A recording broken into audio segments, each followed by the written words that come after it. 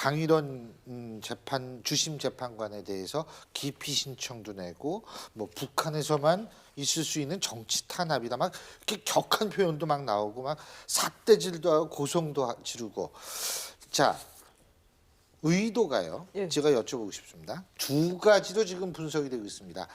지지층을 결집시키기 위해서다. 두 번째는 자진하야의 수순 중의 일환이다. 자 어떻게 보십니까? 예, 말씀하세요. 네, 제가 볼 때는 뭐 이렇게 제 눈치를 보고 계세요? 이게 말입니다. 십자가 전략 아닌가 싶은 생각이 드는데요. 만약에 헌법과 법률 위반으로 단죄받으면 정치적 복귀가 거의 불가능한데 명분도 없고. 근데 만약에 헌법재판소라든가 특검이라든가 국회, 언론에 의해서 정치적 탄압이라고 하는 그 명분을 갖게 되면 향후에 정치적 제의가 가능하기 때문에 특히 헌법재판소의 부당함에 대해서 강조하기 위해서 저런 전략을 쓰는 게 아닌가 싶고요. 따라서 십자가를 짊어지고 스스로 골고다 언덕을 넘어가는 피해자 코스프레를 함으로써 향후에 고정지층도 결집시키고 정치적 복귀를 위한 사전 포석적 의미가 강한 게 아닌가. 그러기 위해서 헌법재판소를 흠집내기 위한 그런 일련의 그 사건이라는 생각이 지금 서양호 소장님이 말씀하신 것은 제가 오늘 아침에 국민의당 이용주 의원과 인터뷰를 했는데 이용주 의원이 아주 유사한 논리를 주장을 했습니다. 예. 저는 이제 그 어제 그 변론을 한 게 김평우 예. 변호사였고 또 다른 변호사는 또 뭐 기피 신청을 냈지만 저는 정치적인 의도 거기에서 대통령이 자진 사퇴까지 그 함의가 된 상황에서의 그 언행이라고 하면 의도라고 하면 글쎄요 저는 청와대에서 대리인단에게 그런 소스까지 주지는 않았을 것 같아요. 그런 팁까지는 주지 않았을 것 같아요. 그래서 예.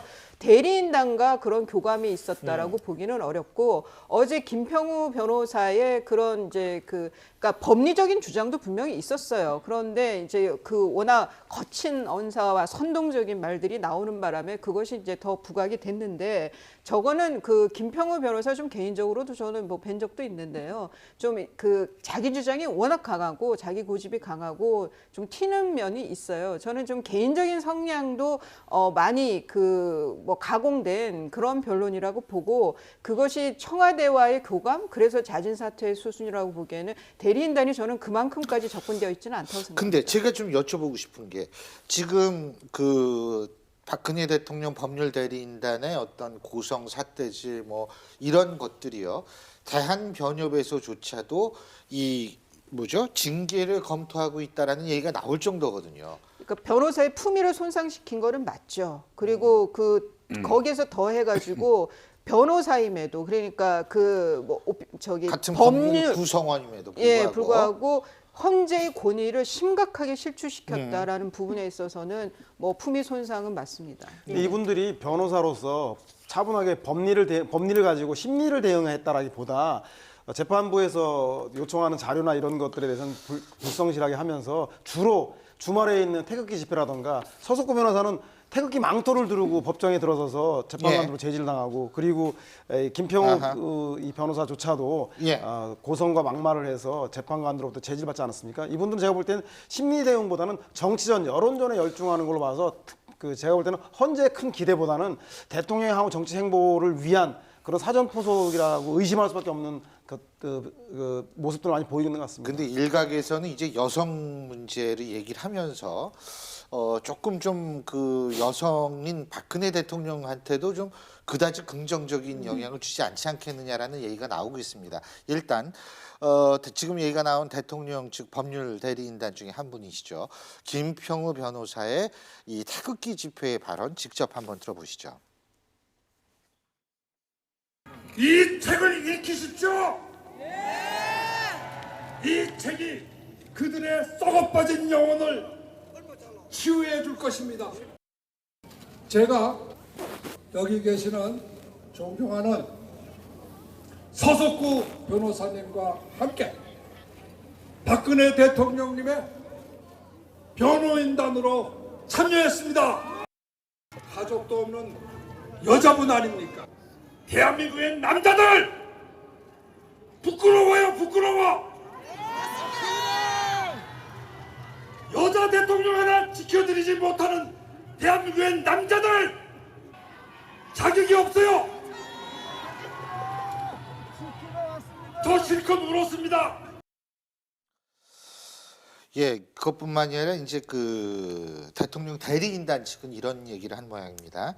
여성 대통령에게 10분 단위의 행적을 내라는 건 말이 안 된다. 강일원 재판관은 왜 약한 여자인 박근혜 대통령 측의 편을 안 드느냐, 뭐 이런 얘기가 나왔다는 건데 여성을 자꾸 부각을 하는 것 같은데요. 네. 어떻게 보십니까, 네, 여성으로서? 어제 김평우 변호인께서 하신 말씀 중에서 저는 세 가지가 놀라웠습니다. 첫 번째 여기 나온 것처럼 약한 여자 한 명 이 발언하고 그다음에 아스팔트에 피가 깔릴 것이다 이 얘기하고 이게 북한식 정치 탄압이다 이런 네. 얘기들. 그러니까 거의 태극기 집회에서 나올 만한 얘기들이 지금 이 심판정에서 나왔다는 게 참 놀라운데 약한 여자 그 얘기도 참 놀라웠습니다. 우리가 대통령을 뽑은 거지 뭐 여자를 뽑았다 이런 건 아니지 않습니까? 그리고 그런 식의 논리라면 이것은 참 아이러니한 것이 이정미 권한대행도 여자분입니다. 그러면 그걸 어떻게 뭐 남자의 문제로 얘기할 건 아니지 않습니까? 그리고 여자 하나를 대한민국 남자들이 지켜주지 못한다. 정말 저는 그건 좀 해괴한 논리, 해괴한 논리라고 생각을 하고요. 그다음에 아스팔트의 피, 정말 이건 내란 선동 정도에 해당하는 것이 아닐까라고 생각할 때 굉장히 우려스러운 거고요. 북한식 정치 탄압, 북한이라면 재판 안 하죠. 더 무자비한 방법으로 그냥 이미 다 끝났을 겁니다. 그런 세 가지 발언이 굉장히 놀라웠고 태극기 집회에서 나와야 될 말이 어떻게 이런 헌법재판소에서 나올 수 있는가. 또 이런 발언에 대해서 법조계에서까지도 이게 변호인으로서 할 수 있는 이야기인가 징계 얘기가 나올 수 있는 지경에까지 간 거죠. 오늘 아침 제가 신문 사설 봤습니다. 보수 신문이건 진보 신문이건 가리지 않고 이 대통령 대리인단의 행태는 도를 넘었다. 전부 비판 일색이었습니다. 그런 걸 생각하면 우리가 이 헌법재판소에서는 그래도 이 슈퍼 엘리트들이시잖아요. 이분들이 멋진 법정 드라마를 볼 걸로 기대를 했었는데 정말 막장 드라마를 보게 돼서 참 안타까운 마음입니다. 자, 김 박사님, 지금 이제 헌법재판소가 헌법재판관 8분 전체한테 경찰에 24시간 근접경호를 요청했는데 이것이 통진당 해산 선고 이후에 두 번째 요청이라고 하는데요. 그만큼 위험도가 높아졌다라는 거겠죠? 네, 그렇죠. 예. 뭐 이제 어떠한 결론이 나오더라도 헌법재판관들 자체 신변에 어떤 위협이 있을 수 있다고 판단을 한 걸로 보이고요. 헌재 자체 내에서 아마 이제 경찰에다가 요구를 한 것 같아요. 예. 24시간 이제 경호를 요청한 것 같은데 뭐 제가 듣기로는 그 헌법재판관 1인당 3명의 경찰관이 아마 배당이 되는 것 같습니다. 그래서 이제 24시간 근접 경호를 이제 실시한다고 그러는데요. 참 저는 이걸 보면서 자, 대한민국이 선진국인가? 이런 생각을 진짜 하면서 한편 씁쓸한 이런 느낌이 좀 들기는 했습니다.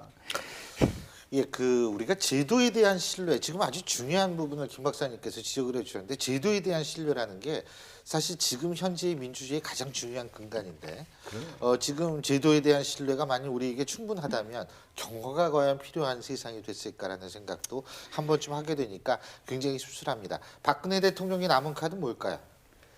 지금 이제 나오는 것이 그러면 헌재에 직접 출석을 해서 예. 마지막 이제 진술을 하겠느냐가 진짜 관건으로 떠올랐는데 저는 이전에 같으면은 그러니까 3월 13일 이정미 소장 권한 대행의 그 사임 그러니까 그 기간 그 임기 이후까지 시간을 끌 수 있다라고 하면은 저는 나올 수도 있다라고 생각했지만 지금 헌재의 태도로 봐서는 시간 끌기도 만만치 않은 것 같고요. 그래서 또 하나는 신문을 받아야 된다라는 입장을 표명을 했어요. 지금 예. 헌재 재판관들이 그렇다 그러면 출석하는 것이 사실상 실익이 있겠느냐. 거기에 또 진짜 피청구인 입장으로 심판정에 서야 된다는 부담도 있고 예. 그래서 저는 그 출석의 가능성이 낮아진 거 아닌가 싶습니다. 제일 중요한 거는요.